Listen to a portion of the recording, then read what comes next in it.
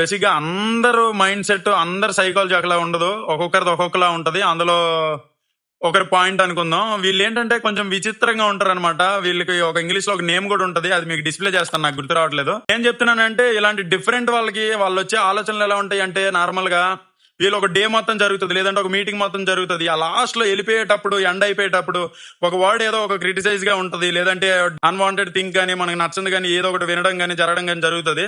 But ఆ day మొత్తాన్ని మర్చిపోతాం, లేదంటే ఆ ఇయర్ ఎండింగ్ లో జరిగింది అనుకో, అది ఏదైనా ఆ ఇయర్ మొత్తం మర్చిపోతాం మనం. ఆ లాస్ట్ మినిట్ లో ఏదైతే జరుగుతుందో దాన్ని గుర్తుపెట్టుకొని ప్రాబ్లం పడిపోతా ఉంటాం అనమాట. ఎక్కువ ఆలోచించేసి ఇంతే నా జీవితం, ఇదే నా ప్రాబ్లం, ఇంకా నాది అంతే, ఇంకా నేను మారలేను, ఇలాంటివి. అంటే మీకు ఏ ఆలోచన వస్తే ఆ థింగ్స్ బట్టి మీ ఆన్సర్స్ ఉంటాయి. ఒక ఇయర్ లోనో ఒక 1 డే లోనో ఎప్పుడైనా ముందు రోజు జరిగిపోయినవన్నీ, లేకపోతే ఆ ముందు గంటల్లో జరిగిపోయిన మంచి మంచి థింగ్స్ అన్ని వదిలేసి ఆ లాస్ట్ మినిట్ లో ఏదైతే మనకి అన్వాంటెడ్ గా జరుగుతుందో దాన్నే గుర్తుపెట్టుకుని ఎక్కువగా బాధపడిపోయి మన లైఫ్ ని కానీ, మన రోజును కానీ, మన ఇయర్ ని కానీ వేస్ట్ చేసుకోవద్దని చెప్తున్నా. నెక్స్ట్ వీడియోలో కలుద్దాం.